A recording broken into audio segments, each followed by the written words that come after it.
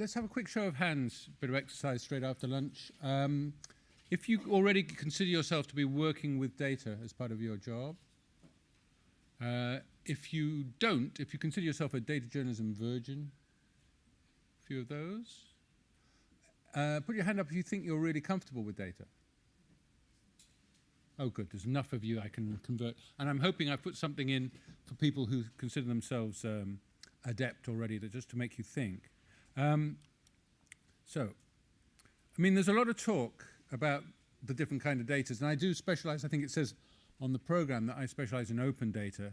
That's because I'm kind of too lazy and too freelance to do anything with FOI or actually bring people up and ask for data, but I could.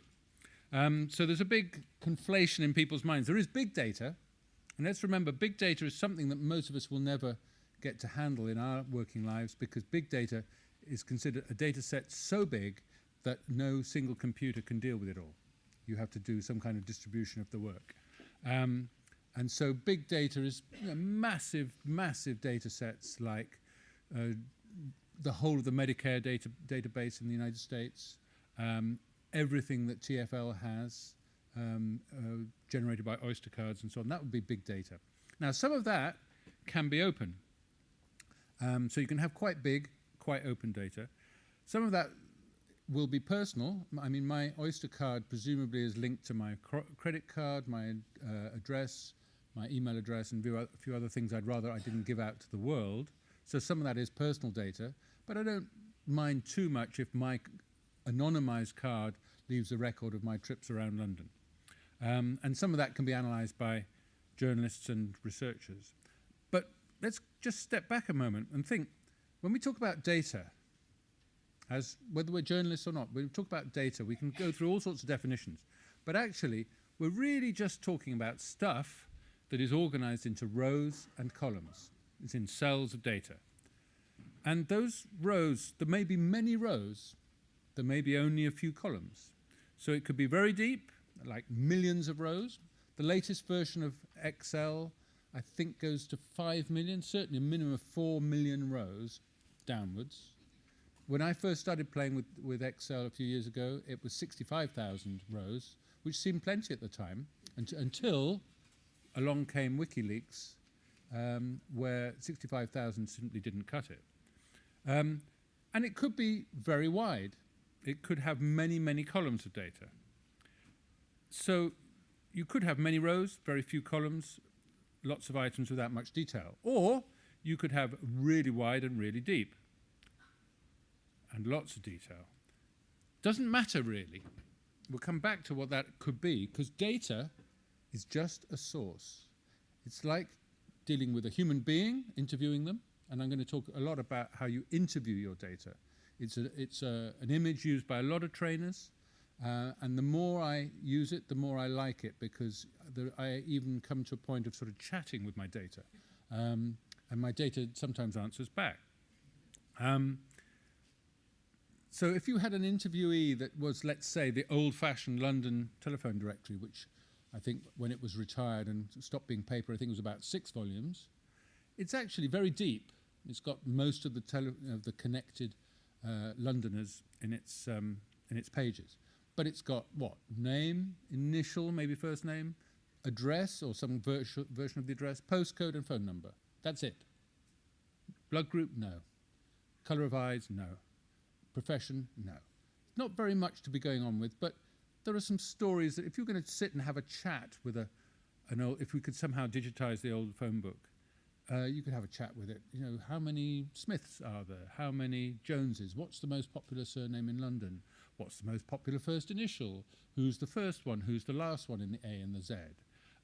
How many Smiths live in Camden, etc. You could ask it a few questions, and you could get some sort of quirky stories out of it. You could chat with that data, and it's deep and not very wide. Or you could have something like this. I realise it's probably too small for the room as a whole. This is called price paid data. The Land Registry allows you to download in fairly real time property transactions anywhere in the UK. 832,000 last year, in case you're asking. And you get enough there to be going on with column B is the price, column C is the date of completion, you've got postcode, various bits of the address, if it's a new build or not, if it's a flat, a terraced house, detached and so on, semi, and O for other. You need a data dictionary to tell you what that is. Sorry, I'll just go back to that. But there are some questions you can ask. You know, what's the most expensive property in London? I think there was one big block was 9.5 million. I'm talking about last year. 9.5 million was the biggest property transaction last year.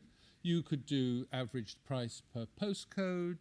You could do the busiest postcode in terms of number of transactions. You could do boroughs. You could do various things. You could do it by new build. You could say most expensive terraced house, most expensive flat. If you go for some of the other, you find most expensive parking space, which I think £125,000. So no wonder they don't put stickers all over it saying don't park here. So there's quite a lot of stories, but it's not huge, but 832,000 if you take the year. There's a lot to be going on with. And just to be really clear, I'm not talking about statistics. A lot of people start confusing data journalism with statistics. And there will be a lot of stories with a lot of numbers in them. And data sets will have been involved in their creation at some point.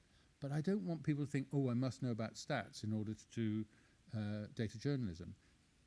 You can get all sorts of leads to stories just from looking at the data and asking it questions.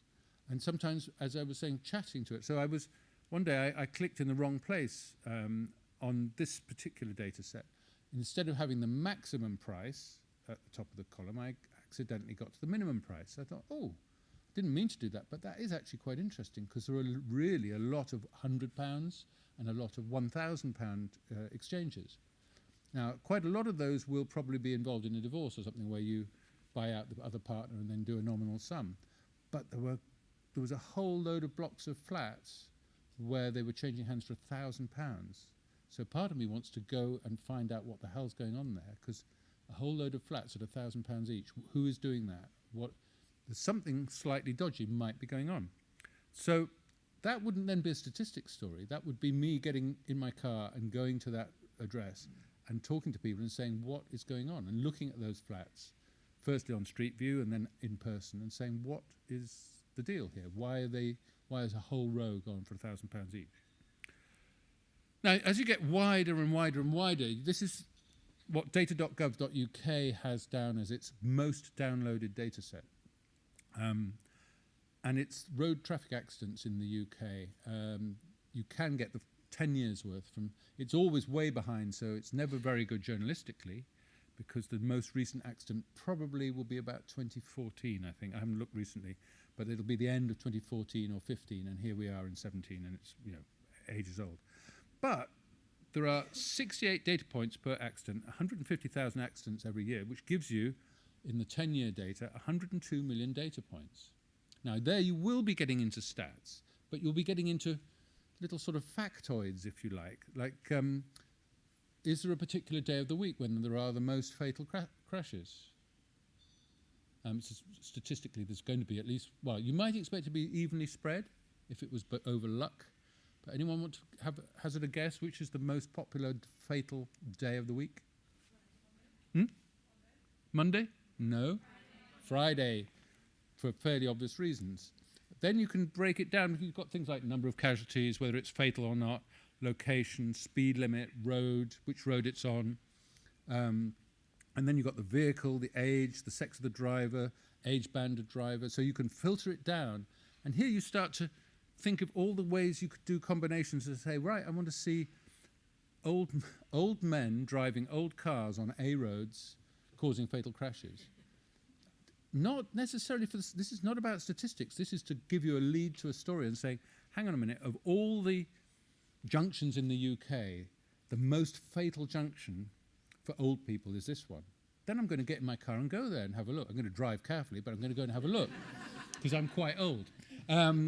And as you see, I'm male, so having filtered all the women out, there's all sorts of questions you could ask it. Now, 102 million data points is a bit too many for your brain to really cope with. So some of this is about, as I said, sort of chatting to your data, thinking about what you're going to ask it. You wouldn't go to a big interview with some big name and then just sort of get your notebook out and start. You would do some prep. You'd have a think. You'd look at previous interviews. You'd have a think about what theme you wanted and what you wanted to get out of this story. So the same, I think about this one a lot because it's a great example of a massive data set that's open, and there are many, many stories in there. There are stories, obviously, of misery, of life-changing incidents over the last 10 years.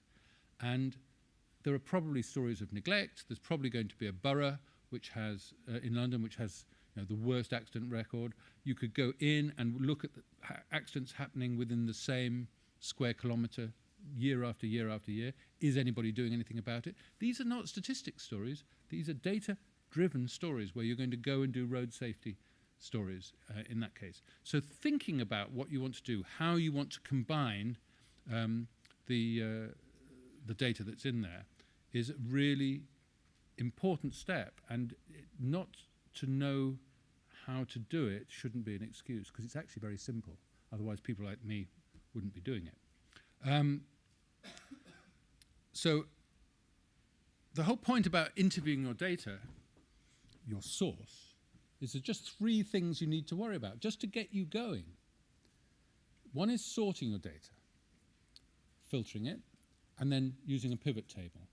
And assuming there's going to be time, I will actually do a demonstration with some real data before we finish.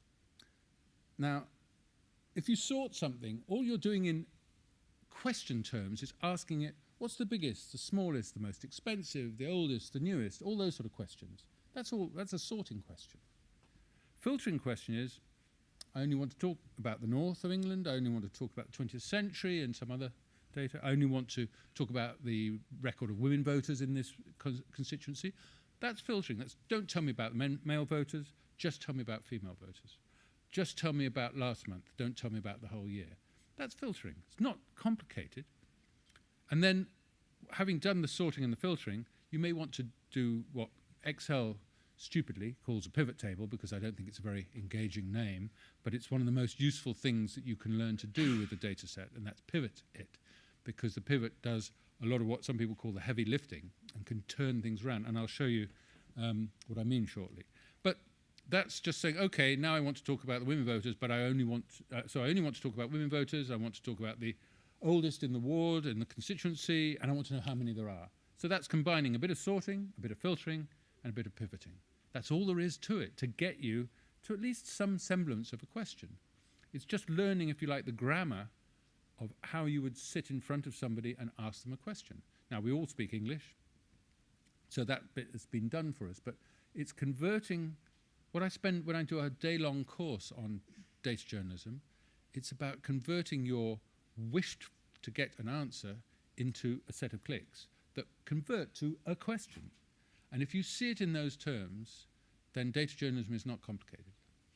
And it's really to see it in, as that analogy that's really important.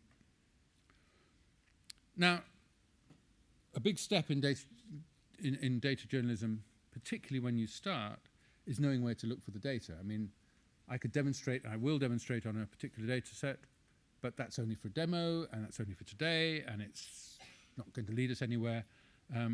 But knowing where to find data is absolutely key. Now, if I had longer, I could do a whole session on finding it. But I'm not connected to the internet properly, and I'm not going to do that now. And I'll explain at the end how you can get information from me to help you get started. But just to show you, this is open data around the world. This is a screenshot from a couple of days ago. This is a continuously updating graphic. So there are 849 in the United States, 740 in Europe. There are, if you click on those on the real site, they break down and down and down. So as you click on the 740 over Europe, it breaks into all the smaller bits till you end up with bits of Estonia and Finland and so on. The 3 for Russia is probably the most accurate number on the board. I don't think Russia and openness are words that go together terribly well. I hope I haven't offended Mr. Putin by saying that.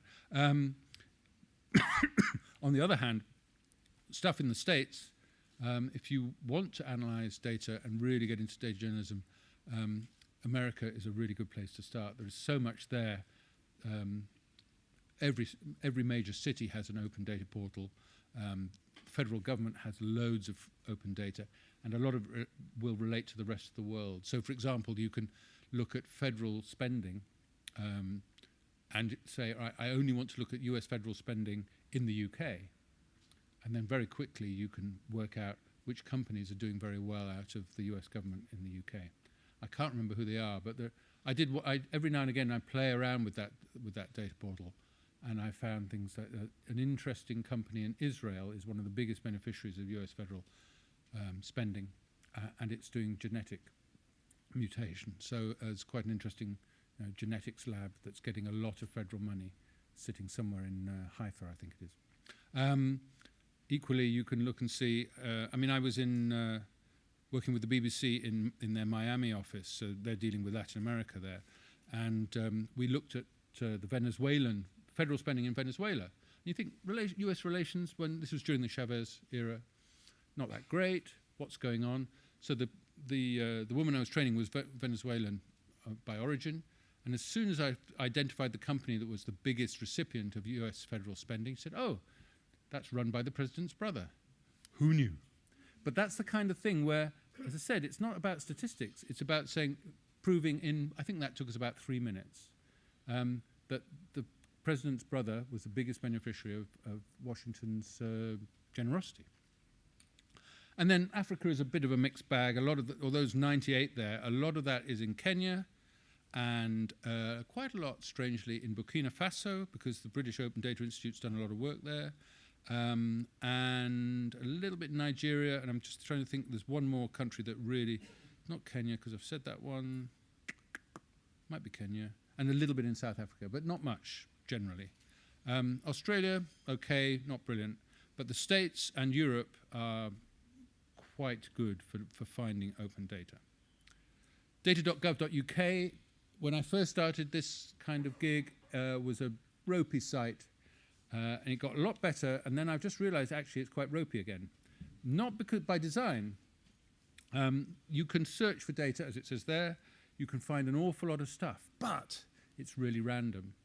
You can find orphaned data sets. You think, oh, goody, there's all the data I need to know about deaths in swimming pools in 2010. I made that one up. But what about 11, 12, 13, right up to now? Oh, they haven't got those at all. Oh. That's not very good. Or you click on something that looks really promising, like there was something from the Met Office, which was data from every Met station in the UK since 1900. Brilliant. Broken link. Thanks a lot. There's lots and lots like that. A few years ago, at the beginning of the Tory Lib Dem coalition, there was a lot of data on meetings by ministers and permanent secretaries of various government departments, and gifts and hospitality. And if that was still going, that would be really interesting. We could see who's up and who's down, who's going out to dinner the most, etc., and who they're being dined by. But that's disappeared, and I can't find where they put the replacement. It was in the Cabinet Office, but I'm not sure. All I proved one year was that Nick Clegg was the least invited out of all the people with hospitality. Not a great story, but it told a story in itself. But there are a lot of broken links. There are a lot of missing things. So, for example, there's one of my favorite little data sets to play with is driving licenses broken down by number of points, age, gender, and postcode. So there's an awful lot of information in there. And you could mess around and say, oh, which is the most point-filled postcode? Clue, it's somewhere up near Gateshead. Or who's the oldest person with points on their license. And there are some outliers which make you wonder about the accuracy of the data, like a 97-year-old with 24 points on their license. But, annoyingly, that one is an orphan. It's the only one. I think it finishes in about 2009, and there aren't any more. And it pops up for 1 year, so you'd have to do an FOI and say, could you give us the other years, please? So this is a mixed bag, but it's a start. It's not as good a start as the US one, but it'll get you started. If you want to get into data in your field and use government data, this is a good address to start with.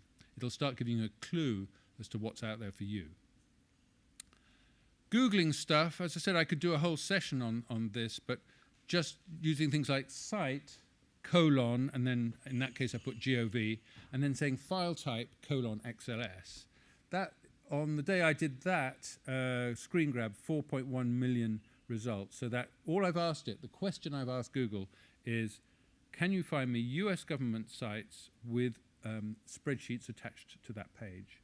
And it gets me 4 million. Well, obviously I'm going to need to put in some keywords, and I can narrow it down a bit more. I can narrow it down by date and so on. But that's quite a good start. And so you can do gov.uk, file type XLS to find the number, which is usually about 750,000, sorry, 250,000 for the UK. You can do ac.uk, so you can do all British universities, file type colon XLS. Or, as a handy hint to people looking for new contacts, site colon ac.uk, file type colon PPT. So anybody, and then the words you want to search for, like, I don't know, dangerous dogs or ASBOs or whatever it is, or Northern Ireland Peace Agreement, or whatever your story might be, that will find you PowerPoints on UK university sites. The great thing about PowerPoints is, and mine is no exception, that most presenters are vain enough to put their personal details on, and you'll probably get their Twitter handle, you'll definitely get their mobile number, probably their direct line and their email address off of PowerPoint. Now, quite a lot of academics don't realize that their IT department has let it out there. That doesn't matter. We'll leave the ethics on one side for a while. But there's good stuff to be had by looking for PowerPoint. So there's nothing about data. This is just about using Google to help you find experts. So looking for a PowerPoint or a PDF with some keywords, and site colon ac.uk will find you all the UK university addresses that might have those things attached. And then knowing the internationals. So in that case, I've just put them on as examples. BR for Brazil, FR for France, DE for Germany, BA for Bosnia. I used to spend a lot of time there. So there is a list on Wikipedia of what they call top-level domains, of which those are they. And there's far more than you think. There's things that people hardly ever use, like aero, A-E-R-O, all to do with the aviation industry. So you could do site colon aero, file type XLS, and find spreadsheets that's on there. MIL, US military, started using it a while ago. It's in abeyance now, but there's stuff there. All that is listed on Wikipedia, so I won't go through it now. And the file type allows you to look for all sorts of things like XLS, CSV in the case of comma-separated values, and then if you're not just doing data, there's doc, PPT, PDF, that sort of thing. So there's a lot to be had with a good Google search. And then I realized one day that using in URL, meaning if you want that word in the URL somewhere, that is also very helpful. So words that you wouldn't necessarily put in your search, but think of them being in the green bit that's just sticking above the middle there, where it says www.acquisition.gov. So anything that's in the green bit, the URL, it's going to be something that might not even be a real word. It certainly might not be used in the sense you want it. So upload, the year, dashboard is a very good one. Data blog, data log, data catalog, both spellings, data itself. All those sort of things will help you find data and other things. I used to do a bit of work in Kosovo, and Kosovo does not have a national address for its for the internet. So it has various things like something kosovo.com or .com.kosovo and things like that. So just putting in URL Kosovo would find me all the different variants of that, because I could never remember all the possibilities. So that's a useful little guide. And this is not on the next slide, so I'll tell you. A guide to how to get this stuff is on googleguide.com, all one word, googleguide.com, and it has a 2-page cheat sheet which lists all these quirky little bits of the address that you can ask for in your searches. And that's where I learned all this stuff. And then I'll come back to this as my further reading. Now, let's just go to a data set which I downloaded. One of those sort of random ones. I was looking for something to talk to you with or about. And this was statistics about fire, which I chose for obvious reasons. But let's just have a look. When I get a new data set, I look to see what's in it. Now, I know column A is something I added, and I'll tell you why shortly. So the Fire Rescue Service full name, so county names. An E-code, well, I'm going to have to look that up. I don't know what an E-code is. The financial year they're talking about, whether it was a weekday or a weekend, dwelling type, occupancy type. And incidentally, while I've got these drop-downs at the top, which you turn on using data and filter, so I can see, for example, these occupancies. Here's what we have, things like 3 or more adults with dependent child, couple from under pensionable age. There's all sorts of detail in here. Couple with dependent children, lone parent. They're keeping an awful lot of interesting stuff in this. Alarm, no alarm, present, raise the alarm present, did not operate, alarm present but did not raise alarm, and unknown. We've got the ignition until discovery, so 5 to 30 minutes, immediately not known, over 2 hours, under 5 minutes, things like that. The discovery to calling the fire brigade is in there in minutes and hours. Whether it was accidental or deliberate, the cause, the ignition, what caused the ignition, where it started in the dwelling, and so on and so on and so on. It goes right across here. You've also got how many vehicles were called. Well, in that drop down, we've got things like 15 or more, 10 to 14, big fires. So if you're thinking about doing reporting on fires, response times related to Grenfell and so on, this would be a very good data set to start with. And this is about chatting to the data. So just the first thing I do is I look to see what I've got, what's in here, what kind of information, how detailed. We'll leave how accurate it is until later, but this one gives the feeling of considerable accuracy. At least they've got multiple ways of recording the same thing, and that is very encouraging. They've got a lot of detail about every fire. They've got the response time, time at scene, so how long did it take them to put it out, were there fatalities, were there rescues, were there evacuations, and they've got also, going back to a Grenfell thing, the spread. Did it spread to within the property, did it spread to other property? So you could do an awful lot. So just showing you what's in those columns to start with might throw up some possible questions. I said I'd tell you why I'd done column A. What I need in order to count things, I need everything to have a unique number, because if I give Excel a whole group of things, it will count them as items as one. If they all say caused deliberately, that counts as one. If I put 50 that were caused deliberately and I say how many, it'll say one. But if each one has a unique number and I count that, it will say how many unique numbers are there. It won't add the numbers up. It's like if I took the postcode column, you can't add up a postcode, but you can count how many. So it will always default to counting if it can't add up. So what I needed was something that would be unique to each fire. So I took the first 4 digits of the year that it took place in, because I thought that might be useful anyway, and then just gave it a single number. And then that took a couple of minutes. There were about 300,000 in here. It goes over about 6 years. So you've got 300,000 fires.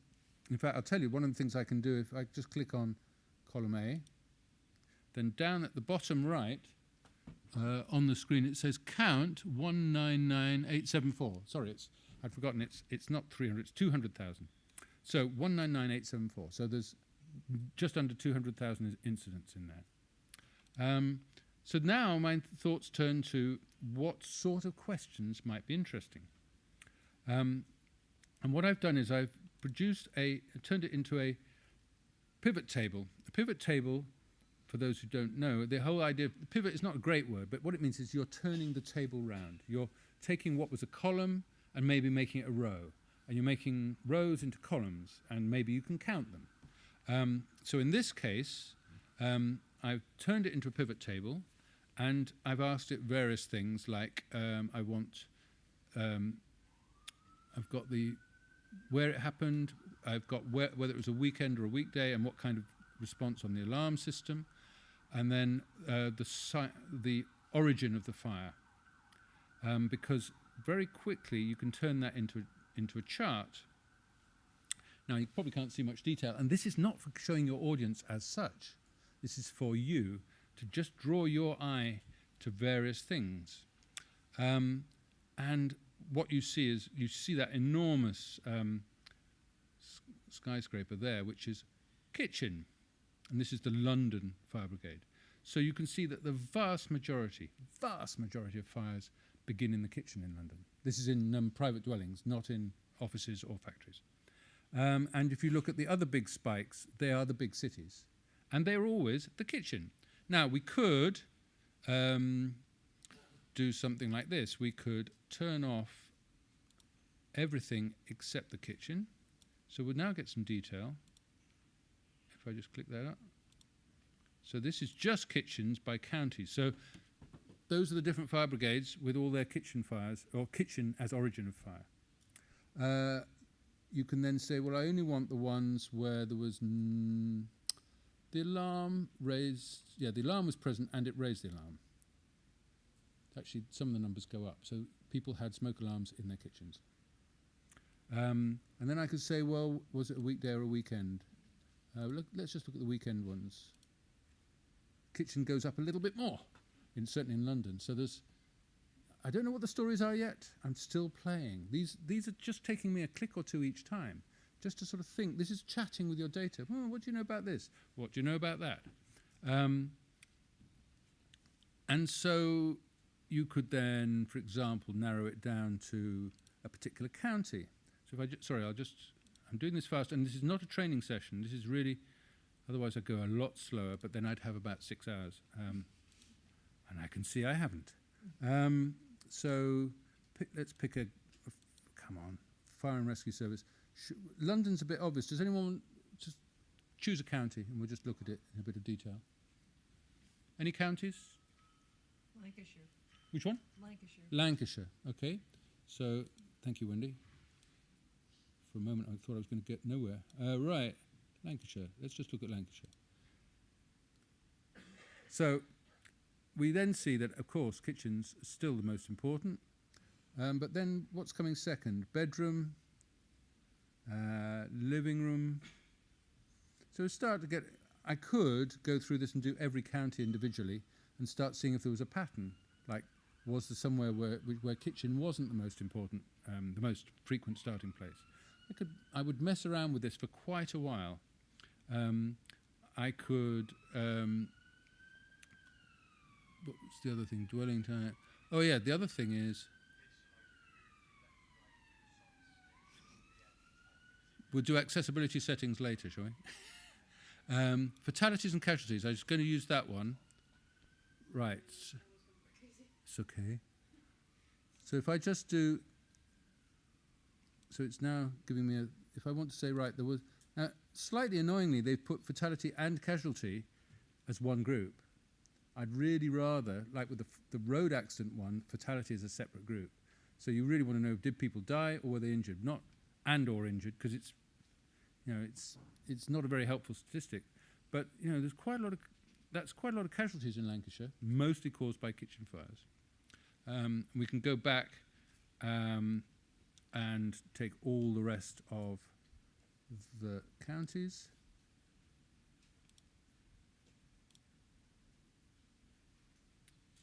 And that's the ones with casualties in. Unfortunately, I need to change that round. I put that up there, that's better. It's a very flexible system. I could spend a whole hour just doing pivots. I could do a whole hour on how to find this stuff, and we haven't even started writing the story yet. We're going to be running out of time soon, and I wanted to take some questions, but I wanted to show you one final thing within the PowerPoint before I take questions.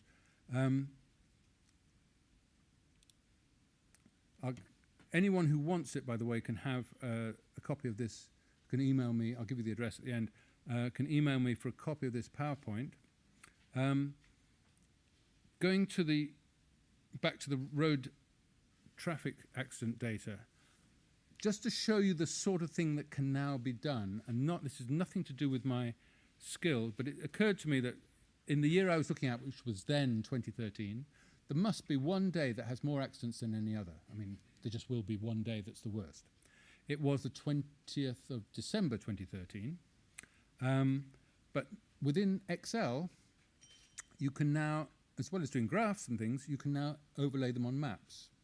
And this is I may sound like a Microsoft salesman, but I use Office 365. Just bear in mind, even if you're a freelance, that Office 365 costs $79.99 a year. You get updates all the time. So I'm at Excel 2016 already, and all the others, Access and Outlook and everything. But it's only Excel and Access that I really want. And with that 80 quid, you can put it on 5 devices, and you can share it with, I think, certainly a minimum of 5 relatives or friends. So I've got various members of my family are using free copies of Office completely legally. So if you want to do it within an office and share sort of 15 quid a head, you could easily get Office 365 and have all the trimmings.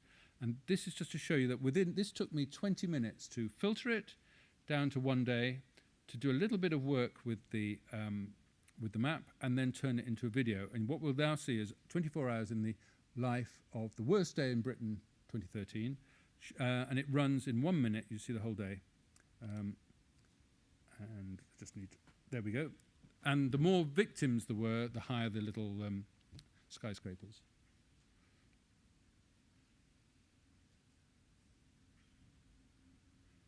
We're still in the early hours of the morning. It started at midnight, so Britain is waking up and almost immediately crashing into things. I warn you that if you're afraid of big events, turn away now. That was a taxi versus a bus in central London one lunchtime. So we're early afternoon now. It's sort of thinning out a bit. Then there's the evening rush hour, and then I always know when it's finished because some bloke runs into a tree somewhere up in the Highlands. Sorry, it sounds very... I don't think he was killed. It was the Friday before Christmas. It was 1:45. What do you expect? In Scotland. In Scotland. Sorkin, he came to a sudden arboreal stop. I think that's exactly what he did. I think we're there. I think he's had... But the point is that took me 15 to 20 minutes of work to do that, and that renders as a video, which you can then share with people. Some of that is for my own information, but if I played around with the filters a bit, I could look at motorway crashes or ones with fatalities only, or whatever, and it's not complicated. Okay, so don't fall down this wonderful rabbit hole of data unaided. If you need someone to talk to, there are my details, but there are many of us out there. I think on LinkedIn, I looked up data journalism trainer as a phrase and found something like 400 responses for the UK. So there's lots of us out there.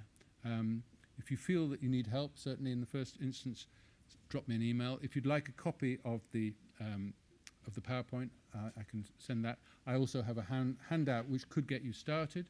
But now that you know what's possible, if you didn't already, then you could look on YouTube, you could Google things, you could look at various Excel help pages, and also some of it you can just teach yourself. I started teaching myself, but I've been on a lot of courses since. But the basics you can learn in an afternoon. And I will stop there and take any questions. Thank you. Thank you.